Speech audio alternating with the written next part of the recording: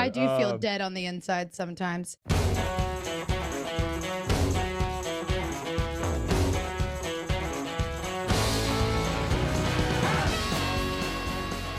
Welcome to Fringe Element here on the 440 Sports Network. My name is Braden Gall, and you can follow me on Twitter at Braden Gall.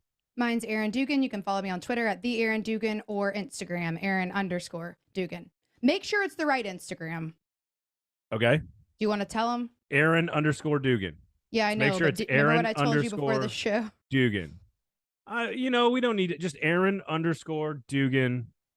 There's a lot of bad people out there in the world, Erin. See someone with an OnlyFans link in their bio? It is not me. Anyways, on we go. I could take that a lot of different directions, and I don't think you want me to. And that will make everybody listening uncomfortable because you know what we really need to talk about? It is Florida week. It's Florida week. And I say that as a person sitting in Tennessee, in Nashville, where it is 97 degrees today and this week. Hotter than hell, and we got a whole lot of stuff to discuss. Vandy hit the over. Come on down, new quarterback AJ Swan. Florida and Tennessee, some crazy shit is about to happen. I promise you. A question about the Georgia Bulldogs: are they actually better than they were last year? We'll dive into that.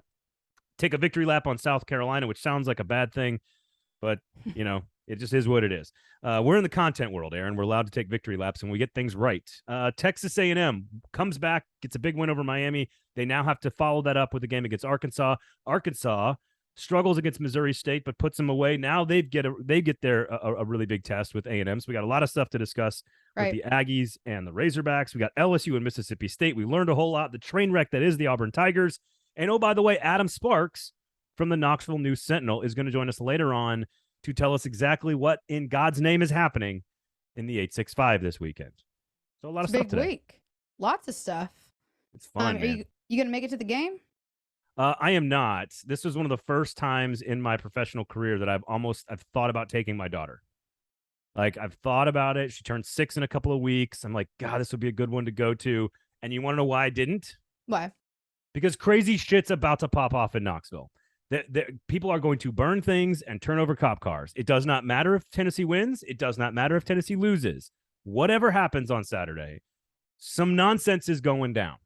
And the only reason I say this, Erin, is because I've been around this program, this fan base, this alumni base, my friends, the media. I've been in the state for 25 years, and I can feel it in my bones. My spidey senses are off the charts right now with something is going to happen. I don't know what. I feel like Rumsfeld or Cheney. Like, I don't know what, I don't know where, I don't know how it's going to happen, but it's going to be terrible. You are giving vibes. Like, what do you think? You think shit's going to get burned or something? Like, if they win, the mouse's ear is going up in flames. Okay. And if anybody from Knoxville knows what I'm talking about, then you know what I'm talking. If you know then you know. But if something is going to burn to the ground, like, I don't know what. I could see the sun sphere like rolling down the hill and into the river if they lose because people are looting. Like, I just think some Tennessee fans have been mature and calm for like 18 months. And it feels like a volcano. Like, I feel like the guy in the movie that's like The End of Days, those movies where like the end of time is coming, or like some sort of massive climate crisis is about to happen. And there's one scientist who's running around the room going like, guys, it's happening, it's coming. And no one listens to him. That's how I feel this week. And, well, good thing you won't be there. Right. That's why I'm not taking my kid. I'm like, batten down the hatches, get the straitjackets out, call the police. Some shit's going down. Do you feel it? I do. I think that's a long time for Vols fans to be calm and reasonable. Tennessee's record. There's a shelf life on that for sure. Yeah, right. Tennessee's record in the last 15 years against its top two rivals, Alabama and Florida, is 1-29. Damn. I'm sorry. That will put anyone into therapy. 1-29. Wow. I did not know that stat. Wasn't that a testament? I mean, how do you feel about it? As a Tennessee, if you can be a Tennessee fan for a second. That wasn't enough? No. Okay, you want more? You want more? I want to know if Tennessee pulls it off. Because to me, I feel they should. So if you are looking at this game logically, Tennessee has the better quarterback, more consistent quarterback. Yep. The more developed offense, the more developed passing game. They are at home. They are a 10-point favorite. They have played better football the last 3 weeks. Florida, basically 2 bad snaps and they win a game against South Florida. They probably shouldn't, they could have lost that game very easily. Maybe should have lost that game very easily. Did not play particularly well. First year head coach for Billy Napier, every single thing says Tennessee, the pressure they got on the quarterback against Pittsburgh. And again, we'll talk a lot about the game with Adam Sparks coming up a little bit later on. But to your point, every logical, reasonable, rational brain synopsis tells you that Tennessee should win the football game, which is why this brings us to the other half of the equation, which is the irrational. Okay. Checkerboard Neyland doesn't win when they do checkerboard Neyland. Peyton Manning's in town. They don't win when Peyton Manning's in town. Stay the hell away, Peyton. Game day's in town. They don't win when game day's in town. Florida played terribly and is a 10-point underdog, so of course they're going to win. That is how Tennessee fans are thinking right now. Yeah. They are nauseous. They are nauseous this week. All the things. No, I mean, but if you really look, the superstition is fair because all of the things that you just said are completely true. And really all that comes back to is Tennessee has not been that good under pressure lately, which is what Peyton Manning, checkerboard, lots of attention, game day does. And then it's also Florida. So we know that Florida, Alabama has everybody's number, but Florida has had Tennessee's for a while. But if you're looking at the game on paper and really how close of a call Florida had against USF last week, I mean, it's definitely doable. I mean, you saw that Florida was their offense did not play great. If they're going to win, they're going to have to be able to run the ball. Even USF was able to contain Anthony Richardson last week. He only had, besides a 16-yard run, he was completely limited in the air. And on paper, Tennessee should also kick USF's ass if they were to play them. So, but it was a very, very close game. Obviously, you never know what's going to happen week to week. But the receiving corps has not done a whole. I like that. The corpse is like a dead body. Is like a dead body. Mm-hmm. That's what it is, especially in this situation. The receiving corpse. Oh my God, I did write. The receiving corpse. Bitch, I did write that, didn't I? I'm like, wait. You're the Vandy grad here. You're the one with I'm a real big quantum physics guy. Can you tell? I'm getting really, really, really morbid. You see how I think it's gonna go. Oh my God, that's a really good slip up. You need to clip that out. That's pretty good. I do feel dead on the inside sometimes. Oh, I see what you did there. So what do you think if Tennessee's gonna pull it off? What's your biggest concern?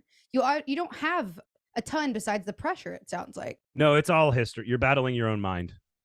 This is do you watch the TV show Alone? I love this TV show. Mm-mm. My wife and I watch it all the time. It's where 10 people get put out in the middle of the wilderness all by themselves, and whoever makes it the longest wins $500,000.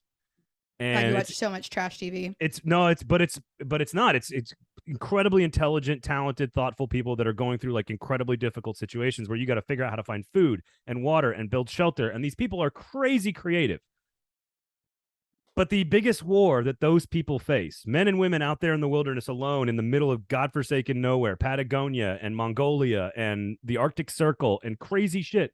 It's really cool show. 9 seasons. It's yourself. It's your mind. It's being alone. It's the mental psychology of the situation that screws people up. And that is where hopefully that does not manifest in the locker room if you're a Tennessee fan.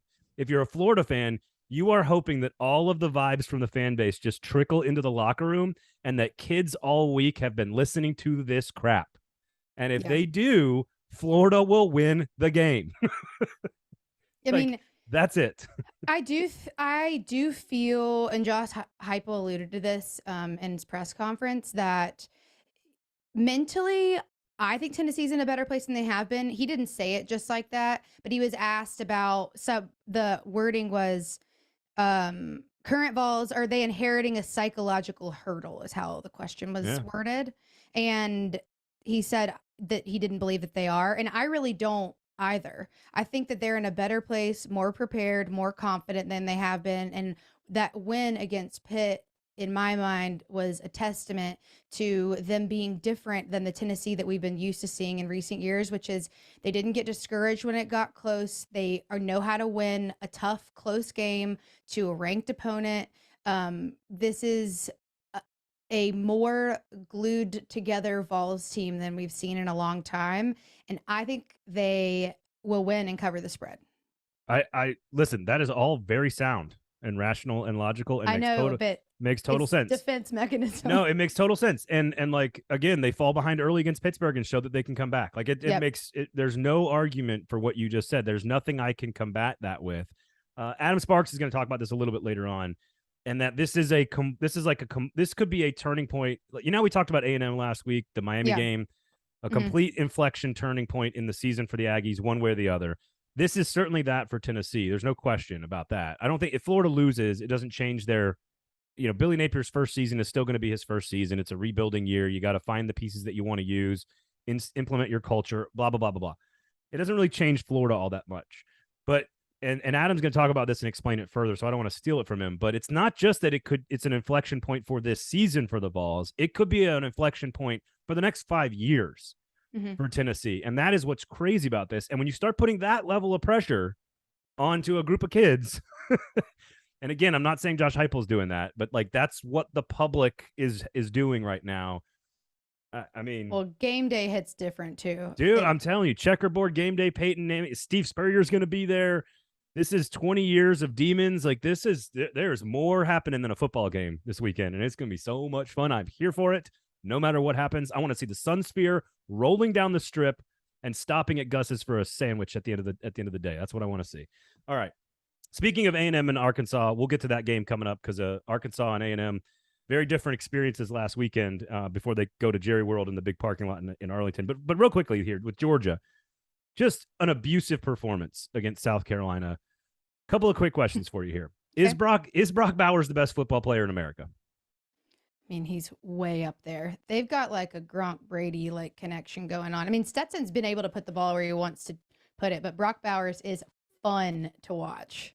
If you put Brock Bowers and Will Anderson in like an athletic machine that like in a computer machine simulation that studies at like human athleticism and like what is it kinesiology? Is that the right word? You're talking about like sports science vibes. I don't know because I'm not good at words today. Remember, it's like sports science. Remember that show?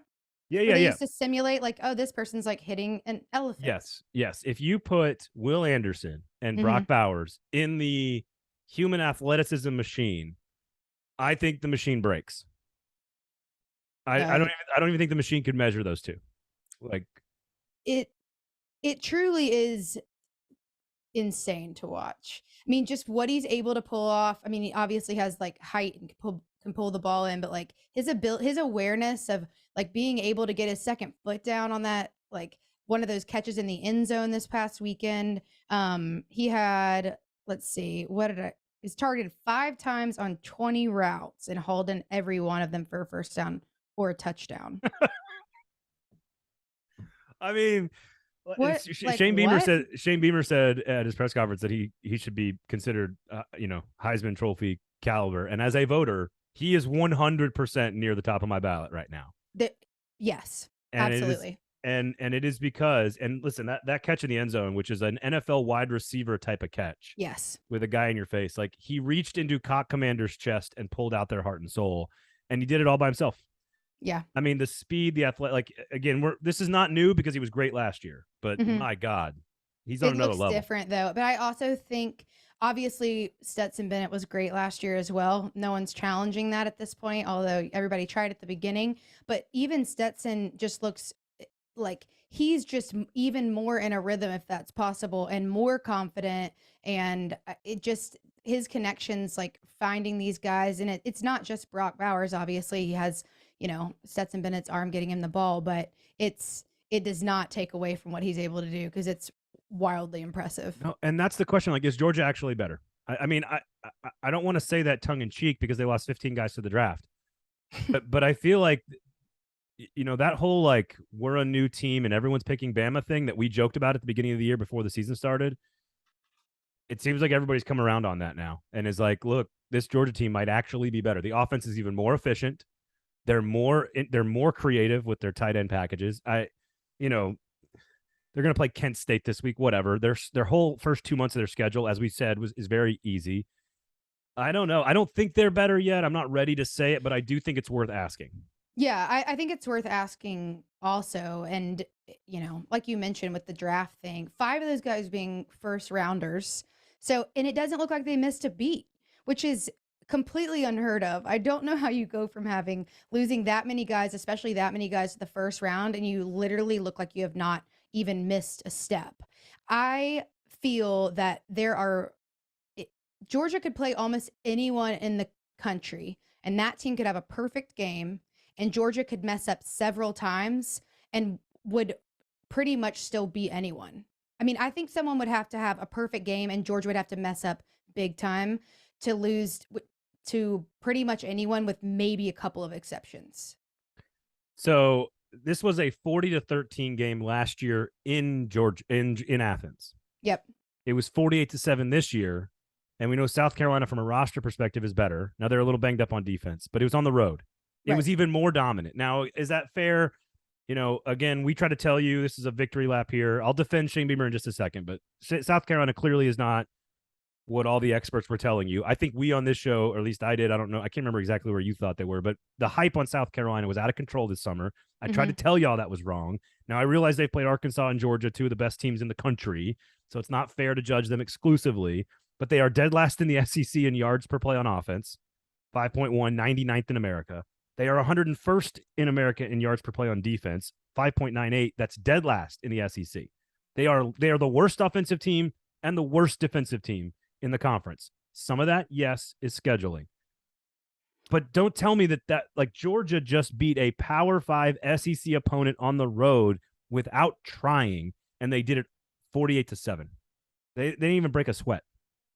Yeah, there's just, is you play a team like Georgia, and this is what we're used to seeing with Alabama, that has that much talent, every single deficiency. Not that most of us didn't think South Carolina had some deficiencies, and definitely things that they needed to do differently and improve on. And, it's Shane Beamer still early, like they've got recruiting to do and all of that, but you play this Georgia team, and everybody that has to play for the rest of the year has seen every weakness you've got. And you're right. It did not look hard for Georgia. And it was, South Carolina, you saw Shane after the game. He was, And I will defend him on that, because I think that he got a lot of flack on Twitter for like how he reacted to the, I guess it was a question. Me. Was it a question about like quitting or something like that? And he said, "Do you think that like this?" It wasn't like doubt, but he basically was like, "Is your locker room down on themselves, and like have they lost faith in their something along those lines?" He didn't say it like that, but Shane's like, "No, hell no, oh hell no." Why'd you ask that? Get out of here with that question. Get out of here. Hell no. Get out of here. I didn't give him flack for doing that. It makes for a funny internet meme, but like it was not a big deal. It wasn't. If you actually listen to the clip, it's not a big deal. Now, I find it funny that what's happening, because Shane Beamer is constantly positive all the time, that we're starting to see there's new scoreboard shots where he's like cheering, 2 arms up, hands up, like fist pumping, like screaming, "Yeah, go team!" And like it's 31-7. Like his team's getting beat. Now we've got like 3 of them. Yeah. Which is really quite entertaining. I thought he took too much flack on the internet for that one. Yeah, I agree with that.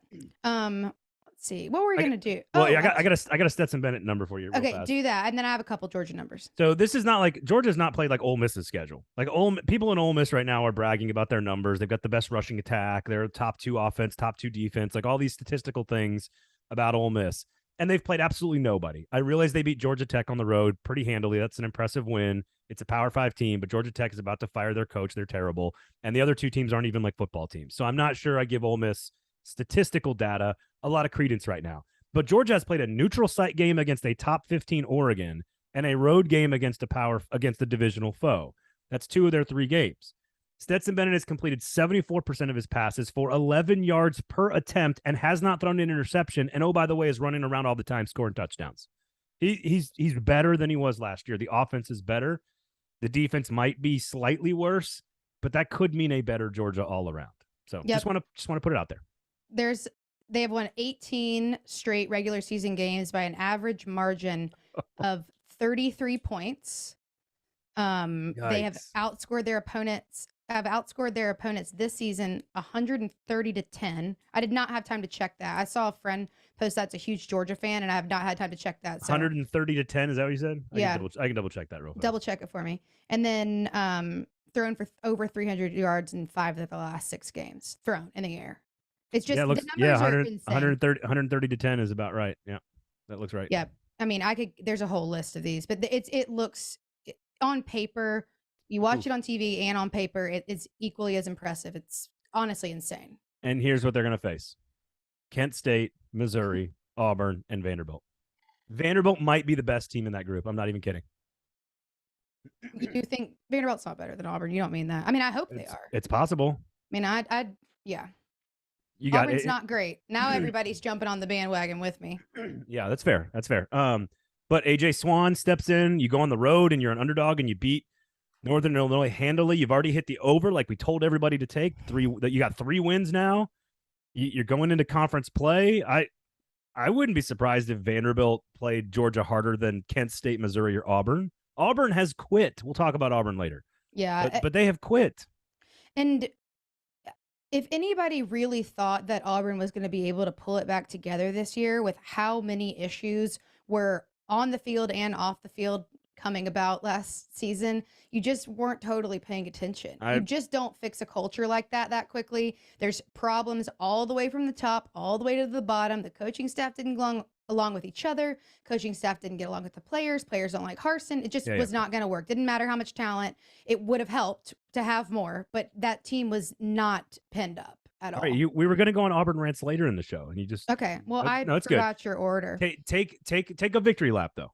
No, AJ Swan looks very talented. Yep, 3 wins for Vanderbilt, and now their reward is Alabama. We want Bama. A road trip to Tuscaloosa. God, it's just so bad. Clark Lee, progress. I know. Well, in the same sense that we talked about Tennessee and what's encouraging, although Tennessee and Vanderbilt are on completely different playing fields right now, it's the fight, the not totally giving up. NIU scored on the first 4 possessions of their games. They're up like 28-14, and then Vanderbilt came back and scored 24 unanswered points, which that shows like the hustle and want to and not giving up factor that it is very hard to do when you've played like Vanderbilt has the last couple of years, but it's a very good sign. And AJ Swan looked great, and I will take it. No complaints. He looks like an SEC starting quarterback. I know Mike Wright's got the athleticism and they love him, but Swan looks like a bona fide starting quarterback in the NFL. Now, I know I said that about Ken Seals, but this guy's different. Like, he's bigger, stronger. 4 touchdowns. Bigger arm. They were an underdog. They went up there and won easily. Yep. It's just his ability. I mean, he snuck out of like sacks here and there. He was quick on his feet. I mean, it is definitely a step in the right direction for Vanderbilt, because we've struggled with having anybody in that position that can get stuff done, and it is a breath of fresh air. Well, congrats to Vanderbilt. Sorry to Vanderbilt for getting Bama. South Carolina, thoughts some T's and P's to South Carolina, of course, as well. We'll get to Auburn in a second, but I think Georgia might be better. So again, Vanderbilt might give them the toughest run in the next 4 weeks, and that's the problem for everyone not named Georgia, is that they are going to coast into the final month of the season. Sure are. And we shall see. All right. Texas A&M beats Miami. A lot of defense. We'll get to Adam Sparks coming up in a little bit from the Knox News Sentinel. He will break down the Florida-Tennessee game a little bit more in detail. How to stop Anthony Richardson. Can Tennessee run the football? All that kind of stuff. Texas A&M uses almost all defense. They switch quarterbacks to Max Johnson. The offense doesn't look particularly great. He's 10 of 20, 140 yards. Doesn't turn the football over, though, which is important. But their defense, 26 total points allowed in 3 games. They're giving up about 100 yards rushing per game. 4.2, or excuse me, they're only running the ball for about 100 yards per game. They're giving up 4.2 yards per play on defense. This is one of the best defenses in America, and they just passed a big test against Miami. You got Arkansas, Mississippi State, Bama, the next three. Can they make a run? Can they be a 9 or 10 win team with just defense? I mean, I think the answer to that is no. You'd have to sneak by in like some very close situations. I mean, you saw that, like, which we got to give credit. Miami does have a lot of experienced guys on the O line, so it's not discrediting, Miami at all. But just with A&M, having I'm trying to figure out how I want to say this in a way that's going to make sense. The A&M's ability or inability to get anything done on offense is not going to allow you to win 9 or 10 games. I don't know why that was so hard for me to get out. No, that's so simple. That sounded perfect. But you can't. It just won't happen. You've got to figure out a way to make plays. And the thing is, they're giving you have weapons like A-Chain. Obviously, is just a freak, and another one of those guys. It's just so fun to watch. But there's only so much he can do. And, you can see them trying to give him enough space to make plays happen and throw off defenders. Even when he's in man-to-man, he can figure out a way to make something happen, but it's just not enough. Things have to be working on every level of the offense. And right now, your defense on the field, I'm assuming their time on the field was pretty high. I can look that up, but while you take a stab at them. Yeah, it was not good against that. It was the opposite against App State. They ran only 38 plays. It was back the other direction. I thought Mario Cristobal, the Miami coach, was extraordinarily conservative. Sometimes I'm okay with that because that game flow was pretty low scoring, and that they were going to take field goals and think they were going to get the ball back. That's fine. I think the issue with the statement, can you win with defense, is that there's a lot of great quarterbacks in this conference now and on their schedule, as we've talked about, for A&M. You're going to play one this week in KJ Jefferson, who's just putting up insane numbers. And Arkansas's balance is they are very, very good in both phases of the game. Now, they did not play great against Bobby Petrino. Insert motorcycle accident affair joke here. Allegedly. On family night at Razorback Stadium. Couldn't stop Bobby P from scoring. Okay, that's it. That's my only one. I think the thing is, Miami does not have playmakers on the outside. Right. So they have the offensive line, they have the quarterback, but it didn't feel like, and again, A&M was down 4 players in the secondary, and it still did not hurt them because Miami did not have the weapons on the outside to take advantage of that. Mm-hmm. I think Arkansas may have those weapons. I think Mississippi State does. I think Alabama may not have them as many as we think. But so if the point is, I think A&M is going to win a lot of games on defense. I think they can win a lot of games on defense. I think the fact that Max Johnson did not spark offensive confidence right out of the gate, and he threw for 50%. It was 7 yards per attempt, so fine, but it was it didn't look that much different. I do. And that's the problem. Do you think he's the answer? I mean, he's a competent player. He's able to connect with, I think he runs the offense better than Haynes King does right now because he's older and he's more prepared, and he fits into that system a little bit better, but I don't know if it's more than that, honestly. But what was the final in this game? 17-9. Yeah. So also, we probably need to give a little bit. Well, special teams for A&M had some pretty impressive moments, but a lot of this had to do it's not like A&M went in and obviously based on the score won in a dominant fashion. They weren't able to do that. But they did capitalize on Miami's mistakes. Miami only kicked their kicker was 2 for 4 with a blocked field goal. Yeah. And all sorts of, so it, the score might be even less indicative of really what Texas A&M is able to do because there were mistakes made left and right by Miami. So to me, that's the key, is if Miami had weapons, because again, A&M got stops when they needed to, but if Miami had weapons, I think the score is very different. Does Arkansas have those weapons? I think KJ Jefferson's better than Tyler Van Dyke. I think the backfield for Arkansas is better. I think the receiving core is better. Jadon Hazelwood's coming around. I think there's some players for Arkansas that can make more plays. Now, Arkansas is 1-9 against Texas A&M since they joined the SEC. So it was last year, right? Which was last year, and they physically lined up and dominated that A&M team. They ran the football from the beginning of that game to the end, and they dominated. And A&M couldn't accomplish anything on offense. And so, if Arkansas's formula of pound the football, control the clock, and sort of be like a big boy version of App State, I don't know if that to me that doesn't play well for A&M. In all honesty, no. And also, do we know if A&M's, do they get their guys back that are suspended? Because they're out like 2 DBs and lost.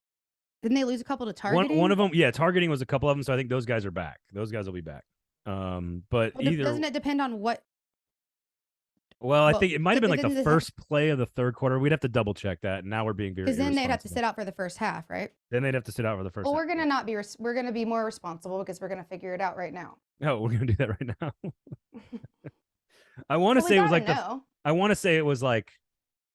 Oh, because if we're talking about Arkansas and like their receiving core being a threat, we should probably know if Texas A&M gets their DBs back or not. Yeah, that's valid. That's a valid point. Now they were safety, so I don't know how much that matters on the outside in terms of man-to-man coverage, but it was like overall. I want to say it was very early in the game that Richardson went out. I want to say, and he's one of their top defensive backs. I'll figure it out. Yeah, are you doing some digging right now? Yeah, I'm digging. Live research here on the pod.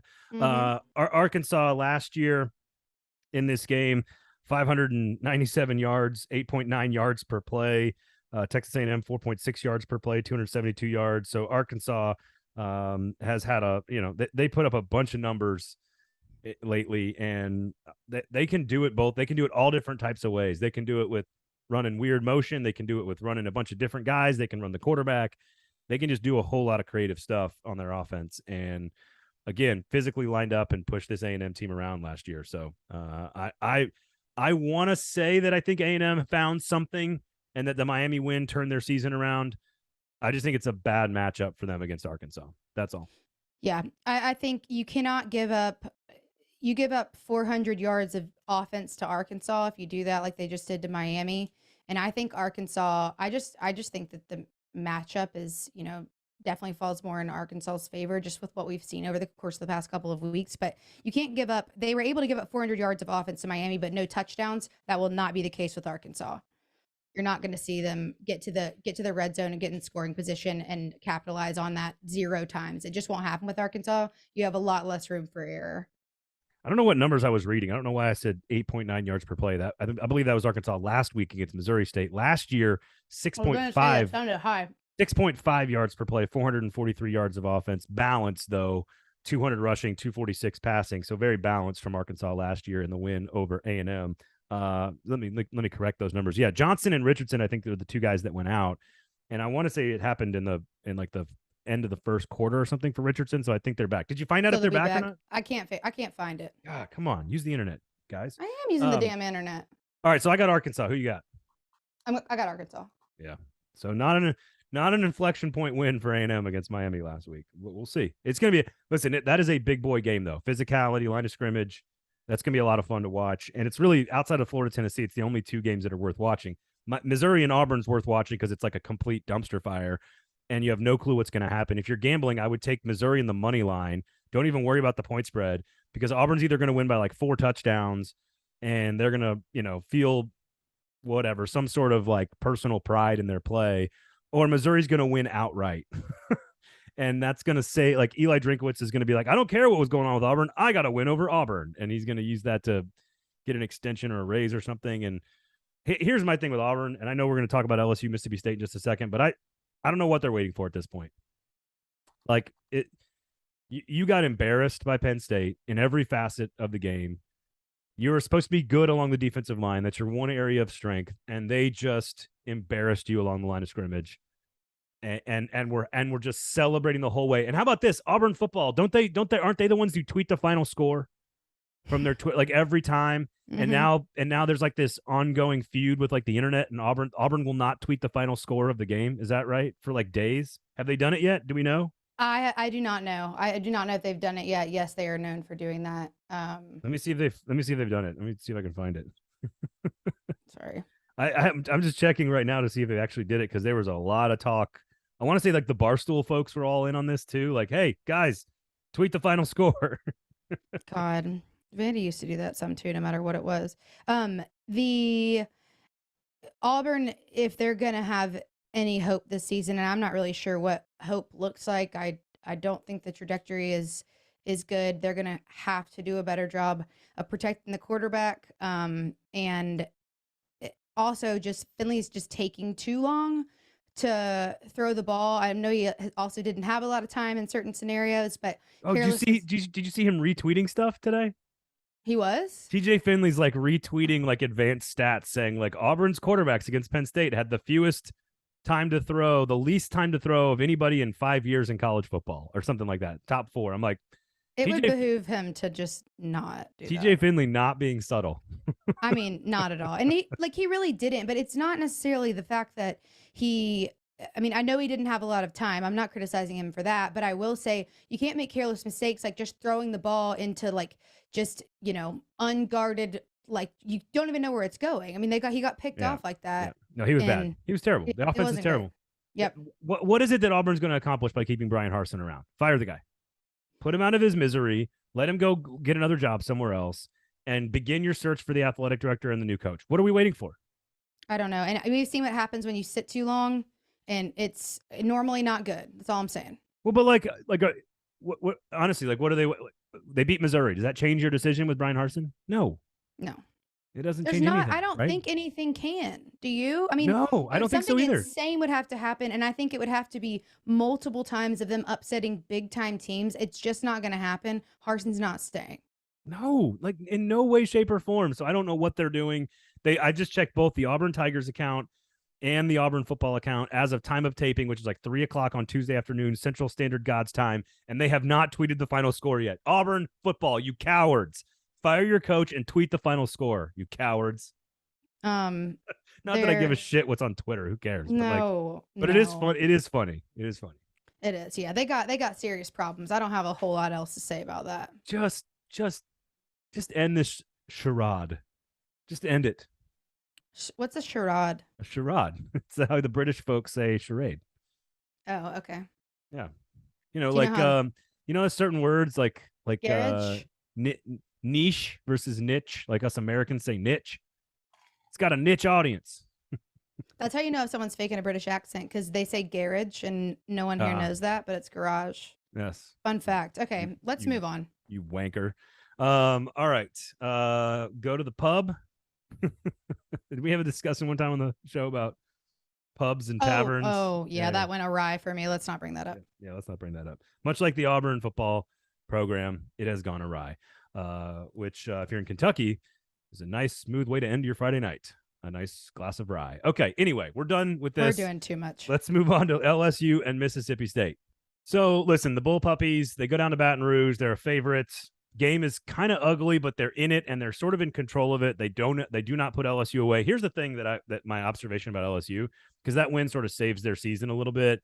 It certainly saves the perception. Brian Kelly, the heat gets turned down a little bit, all that good stuff in Baton Rouge. But like if Jaden Daniels, who still has lots of questions for me, but man, their fourth quarter offense, it's like if they can just figure out how to take the fourth quarter and the sense of urgency and stretch it out over 3 quarters, LSU might be pretty good at football. How about this? They have scored 6 touchdowns with 0 interceptions in the fourth quarter this year. Wow. They've scored 9 touchdowns with 2 interceptions in the first 3 quarters combined in every quarter. So basically they're just a significantly better offense, because I think Jaden Daniels is just running around and making plays, and that has helped them in a big way. They were much better in the fourth quarter than Mississippi State. I don't know. This is a statement win for LSU. It is a typical loss for Mississippi State. Yeah, it is. I do think that what LSU, like you said, if they can figure out what's going on. I mean, Jaden Daniels has been able to, I guess, bail himself out of some situations and make plays with not a lot to work with at certain times, but he's been able to keep things alive and kind of, make lemonades out of lemons. Is that right? Whatever. You know what I mean? Pretty close. but I do think that Brian Kelly's willingness to kind of like shuffle his offensive line around and make some changes in order to make sure that his team is heading in the right direction is what they should be doing as him. I mean, obviously we know that Brian Kelly has a long, very successful football history, but like we've talked about when we talk about Saban a lot, just the willingness to kind of adapt and change things and try things until they work. They're not all the way there yet. But if they can really figure everything out and make sure this offensive line is working the way they want it to, and then also figure out a way to score sometime besides the last 15 minutes, it's going to be a better season than I think a lot of us projected for LSU, including me. I did not know what to think. They've just got to, kind of tie up some loose ends and then, score. Mississippi State is 4-6 under Mike Leach when they do not throw for 300 yards. And that includes losses to like Texas Tech, Kentucky, Texas A&M, Alabama, Auburn, obviously this past weekend against LSU. It's weird to say it because I don't know exactly if it's just zone or if it's mixed coverage or exactly what it is. But Washington under Chris Peterson had a formula that just stopped Washington State and Mike Leach every time. And so I feel like there are just some coaches, generally defensive minds who are like sort of blue collar and creative, that just like they either just know how to stop Mike Leach air raid offense or they don't. Mm-hmm. And the guys that don't get toasted, and the guys that do, they win the game and they beat Mississippi State. And it feels like Brian Kelly and that coaching staff knew what they were doing. I agree. I think that's why people get confused and surprised by Mississippi State at times, because they will win big out of nowhere and lose big out of nowhere, and you're looking for consistency. But I think it comes back to exactly what you just said, which is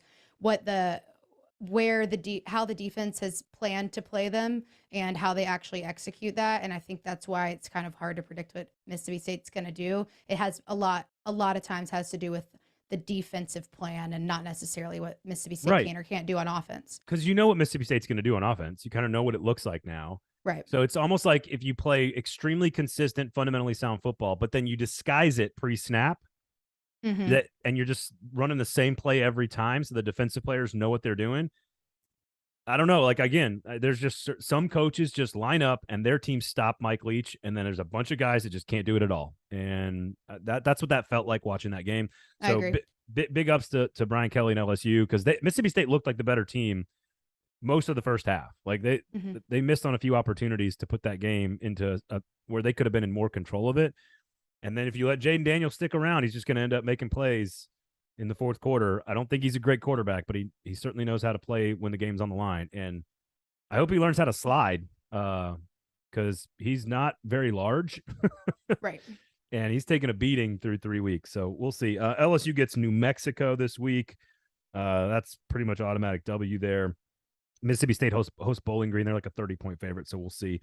Ole Miss hosts Tulsa. That one's interesting. But again, all of our picks against the spread, of course, coming up later on this week with Stephen Lasson. On Friday, we'll do every single pick against. He crushed me last week, so I'm glad. I'm glad I took my victory lap last week. Because he crushed me this past week. So. I heard. Yeah. Oh, you did? Yeah. Not from him, because I heard from my own research. Stephen Lasson would never brag about that. That's true. He's not. He's an honorable gentleman and a scholar. All right. When we come back, Adam Sparks is going to preview the Florida-Tennessee game from the Knoxville News Sentinel live from the 865 when we come back right here on Fringe Element. Adam, welcome to the show. It is Florida week. The nerves are frayed. People are going insane. How are you? Welcome to the show, my friend. Hey, good to be back on. I mean, the anxiety around Knoxville is, it depends on who you talk to, but I've spent more time this week not asking more about the game, but more so asking about like people to rank the jinxes. You've got the Checker Neyland is here. Oh, we always lose Checker Neyland games, or usually. You've got College Game Day. College Game Day's in town. That means we're going to lose. You've got, people wanting Peyton Manning not to be in town the day of the game. It's, I mean, the line for this game is like more than a touchdown. As high as 10 points I've seen. It's never been that high since really the 90s. So people are anxious and people are wondering what could go wrong more so than what could go right. And that's not every Tennessee fan, but a lot of them. I mean, I've mentioned on the pod before that my wife is a season ticket holder, and during the game last week, she said she was going to throw up thinking about the Florida game the next week. So it's around here. There's no doubt about that. Look, my spidey senses are tingling off the charts with this. I said it last week on all the shows. Some crazy nonsense is about to go down. I don't know what. I don't know how. People are ready to burn things and turn over cop cars. Again, Tennessee could win by 40. Tennessee could lose by 40 and everything in between. And I feel like there's an energy level that is palpable beneath the surface. And I think you just explained it pretty well, because there's this anticipation and pride in the team that they haven't had in a long time. You know, it feels like everything is aligned. I don't know where the Spurrier doing the game day picks like falls on the jinx scale, because I feel like that could actually work against Florida. Maybe, I don't know if you believe in all that stuff, but it feels like there's an energy level. And for those that don't know, like if you're an Arkansas fan or a South Carolina fan, even A&M or Missouri, and don't sort of understand what this rivalry means to people, when I think of the CBS theme song, Adam, on CBS and on Saturdays, like I think of Fulmer versus Spurrier. Like that's the thing that comes to my mind. Now that you've been on the beat, do you get the same senses that I do about what's going on in Knoxville? It sounds like you do. And then B, have you sort of come to understand how big this is? Yeah, I mean, for a lot of the week or a lot of the season, people sort of say, well, Georgia's the bigger rival. Alabama's the bigger rival. Kentucky's now the new old rival. And then when you get to Florida week, the truth comes out. And, I do think there's something could turn in this game in that you have a new coach and a new-ish coach, Heupel and Napier, and the SEC is you've got Texas and Oklahoma coming in a couple years, maybe 3 years. You could change the narrative of this series because it's not gonna be what it is here in a few years. And Tennessee could, Heupel could win a couple of these in a row, and it changes what the last 20 years have been. So I think those are stakes that are out there. I have the same sense of you as the CBS music. I remember that. It's Tennessee has this sort of thought that this isn't as much of a rivalry because they haven't won it in a long time. But again, reality hits you the week up, because the Kentucky week, people are not getting nauseous. The Alabama week, people are not getting nauseous. They just assume it's going to be a loss. Georgia, really the last couple of years, you chalk it up to a loss. In the preseason, nobody chalks this one up as a loss or a win. It's let's wait and see, and it's here. Yeah. When you do the schedule game for Tennessee, it's win, loss, win, vomit, win, loss, win, win, and that's how they do it. It's funny because I think about the 3-6 scheduling model that's coming very soon, as you alluded to, with Texas and Oklahoma coming, and it wouldn't even be close for me. Florida would be the number one most protected rival for Tennessee over Alabama. I think that's because I'm 40 years old and under. Yes, I am technically 40, so I do technically fall into that 40 and under age bracket. But I think anyone over that age maybe looks at Alabama as the top rival, but I think it's Florida. So I think it's an interesting perspective to think more bigger picture and longer term about what this rivalry could look like over the next 5 to 10 years, and that there could be an inflection point in this game, which leads us to the game itself. And Kentucky did a brilliant job containing Anthony Richardson, keeping him in the pocket. Tennessee did a great job of beating on Pittsburgh's quarterbacks. Is that a thing that can be replicated in this matchup? Yeah, I was trying to think of like my 3 keys or 5 keys or whatever, we do for each game. And I couldn't even get to number 2. It's containing Anthony Richardson. I think this is one of those rare situations where to flip this series around, Tennessee doesn't have to win this game. They can allow Florida to lose it. That's weird to say, because if you've been owned in a series, you think you've got to be the aggressor, you've got to go and take it, you've got to outplay everything you've done in the past. But Anthony Richardson hadn't thrown a touchdown yet this year. When people can keep him contained and make him be a quarterback in the pocket, he's not good. If he gets out of the pocket, he's a potential first-round pick. That's the talent he is. But this is one of those weeks where coaches use, the football jargon like gap integrity, and we suddenly have to listen to it. That's what they're talking about. It's just keeping him contained, not letting him have broken plays.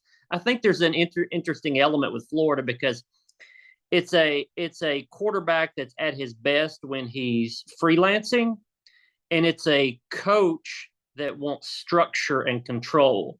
Yeah. And those two things usually don't mix well. Now they can eventually, but they have to figure out a formula and some style of communication in Gainesville to make that work. And Napier and Richardson have not got on the same page yet. That could happen in this game, and it changes everything. But Tennessee's hoping that it doesn't, and Florida still doesn't figure out how to use its very talented, but a quarterback that's a liability so far more than a strength. Overall, has the defense, because I think coming into the season, I've had a chance to be around Theo Jackson here at Titans camp all through the summertime.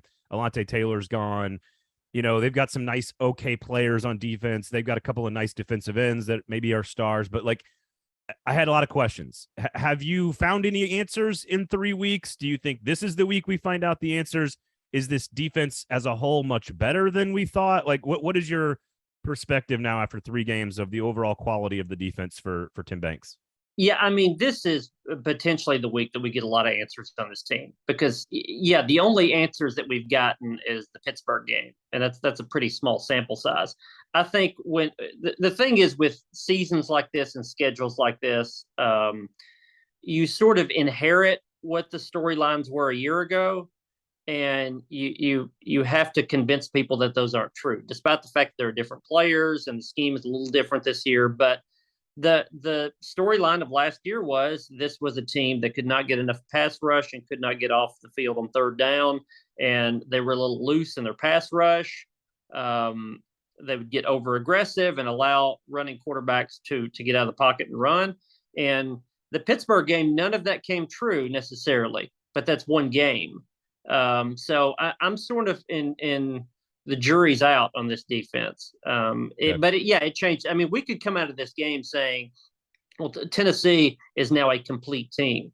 They're a team that can score a ton on offense, and they're also a pretty good defense. And that's the difference between a 7 win team last year and a 9 or 10 win team this year, whether or not that defense is good. And that narrative will go one way or the other based on this game, and most of the way based on how they deal with Anthony Richardson. And it's funny, I can already see it, all those issues from last year, and I can see all the different quarterbacks doing it. Keaton Slovis at Pittsburgh wasn't exactly that type of player. Neither was the backup, who was already down to one leg for most of the game. But I can see 3rd and 6. You win first down, you win second down, 3rd and 6. You don't have and pick a cliche, gap integrity, stay in your lanes, etc. And all of a sudden, Richardson is falling forward for 8 yards and picking up first downs pretty routinely. So I can already see it happening. Yep. But again, that is my 25 years of alumni nausea coming out more than anything else. On the other side, I think the offense has, if anything, shown us that they are probably even better and more dynamic, because they now have a third weapon in Brew McCoy on top of Jalen Hyatt and Cedric Tillman. We know Hooker's in complete command of the offense. I do feel like, though, Florida's biggest weakness is their depth along their defensive line. They may be able to pressure Hooker, but I think Tennessee has to be able to run the football. Utah did it extremely well in week 1 against Florida. Kentucky did not and had to rely on Will Levis. Can Tennessee run the football in this game and make it easier on Hendon Hooker? Yeah, I mean, I usually pause before throwing out these historical stats because one year doesn't have a whole lot to do with another. But when it's a series like it's a rivalry, I think there's some relevance. And Tennessee has lost 16 of the last 17 to Florida. In those 17 games, Tennessee outrushed Florida 4 times, and one of those was a win. There's only been 4 guys that have ever rushed for 100 yards in those 17 years for Tennessee. Tennessee almost never runs the ball well against Florida. Regardless of the coach, the defensive front, the defensive scheme, it doesn't matter. In this game, Tennessee usually becomes one-dimensional. And when it hasn't been, it won in 2016. Again, small sample size, Pittsburgh, Tennessee rushed for under 100 yards. Jabari Small is fine. He's serviceable as a starter so far.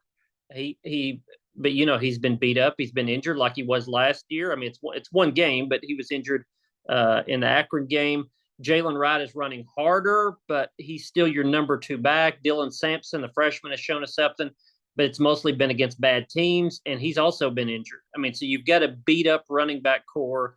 You've got an offensive line that's better protecting a passer than pushing for the run game. So I've got a lot of questions there, and I don't think Tennessee. I think Tennessee can throw the ball a lot in this game and win, but I don't think they can do it without a run game. They don't have to go for 100, but they've got to pop 2 or 3 plays, probably early on. If they can get the running game going in the first quarter, they can win this game throwing it for the last 3. But I don't buy the fact that they can just go out and throw the ball and win this one. I tend to agree. Do you sense at all that Josh Heupel? I mean, again, they were dead last in time of possession on. I guess they were time of possession on offense last year, leading to their defense being on the field a whole lot. Do you feel a sense that Josh Heupel has learned to adjust the lever a little bit inside the game when he knows he needs to? Obviously, Pittsburgh again is the only sample size in terms of pace. Yeah, somewhat. And I think that was going to be natural anyway. I think the plan all along was once he found his quarterback and he got his guys in place that he could do that. Alex Golish, the OC, has talked a lot about that, even in the offseason, about being able to punch the gas and tap the brakes a few times. And you have seen that so far. You've seen wrinkles that were not there last year. I mean, against Akron, they brought out the option game. Hendon Hooker and the freshman Dylan Sampson. Sampson scored twice on 4th down options. And I think that was intentional to put that on film for Florida to see and to have to prepare for. So you've seen wrinkles in the tempo and the play calling, and Josh Heupel has hammered this home, is that they have to run the ball, and that's inherent in this offense. That was at Central Florida. That's when he was at Missouri. He leans heavily on the run game in ways that people don't quite understand, and you can go tempo and throw the little slip screens to the outside, throw it quickly, 3-step drops and all that. But the real way for a tempo team to function well and be effective is to run at people that are tired. And if you're doing that, it makes throwing the ball a whole lot easier. Do you have, obviously within the puzzle of the SEC East, we've got a few pieces with South Carolina being, as I told everyone, not as good as the preseason hype indicated. Kentucky obviously threw a big puzzle piece into the mix when they go down to Gainesville and they get a win. We'll find out another big one this weekend between these two. Georgia's very good, obviously, at football. Do you get a sense of a different picture in what the SEC East is going to look like through 3 weeks, or are you still kind of, has the order changed for you when you look around the division? Georgia's a clear-cut 1 overall in the SEC. I think Alabama is 2, but not by much. I think Arkansas is 3 overall, and that leaves number 4, which I think right now is Tennessee.